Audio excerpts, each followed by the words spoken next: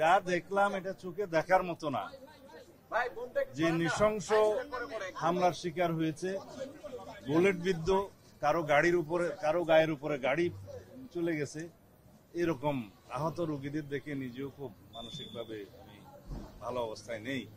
আমরা গতকালকে শুনেছি যে উপদেষ্টা মহোদয় এসেছিলেন, স্বাস্থ্য উপদেষ্টা, সবার সাথে দেখা করতে পারেননি তিনি, এবং ব্রিটিশ রাষ্ট্রদূত এসেছিলেন, তিনিও সবার সাথে দেখা করতে পারেননি, যার জন্য রোগীদের মধ্যে একটু অসন্তোষের সৃষ্টি হয়েছে। এবং আমি কথা বলে জানলাম যে আন্দোলনকারী যারা আহত, খুব গুরুতর আহত অবস্থায় এখানে চিকিৎসাধীন আছে, তাদের চিকিৎসাটা মোটামুটি হলেও অন্যান্য যে সহায়তা, আর্থিক সহায়তা তারা পাননি, এবং চিকিৎসার বাইরেও তাদের যে সহায়তার দরকার সেটা আমরাও বুঝি, এবং তারা অনেকেই বলেছেন যে তাদেরকে প্রতিশ্রুত 1 লক্ষ টাকা করে দেওয়ার কথা, সেটা এখনো পাননি। আমরা ডিজাইন, এলিগেন্স, বিউটি, সেরা পণ্য সবার জন্য জেভিকো। অনুরোধ করছি সরকারের কাছে, যারা এটা দায়িত্ব নিয়েছেন, তারা যেন আর্থিক সহায়তা খুব দ্রুত পৌঁছে দেন।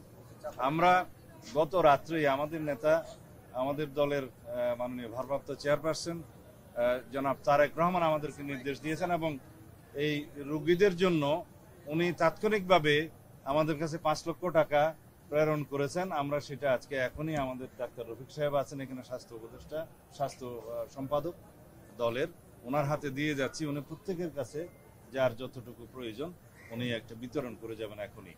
আমরা আগেও সাহায্য করেছি, আমাদের দলের মহাসচিব সাহেব এসছেন, আমাদের রিজভি সাহেব এসছেন আগে, আজকে আমি এসছি আমাদের দলের পক্ষ থেকে। আমরা এই সাহায্য এবং দেখাশোনা আমরা কন্টিনিউ করব।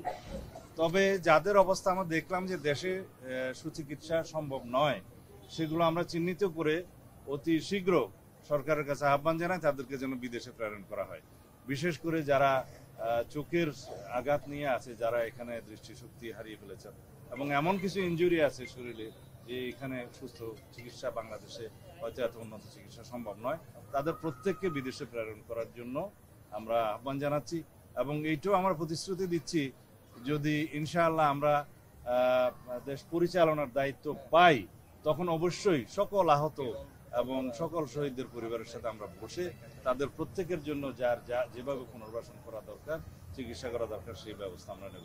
ধন্যবাদ। সাদু ভাই, এই যে যারা এই কর্মকাণ্ডের জন্য আজকে এই অবস্থায় আছে, সেই আসামিগুলো এখনো ভারতের মধ্যে পার্শ্ববর্তী দেশে ঘুরে বেড়াচ্ছে, কোন বদলাতে তারা ঘুরে বেড়ায় এবং তারা মানবতা বিরোধী অপরাধের জন্য আসামিও।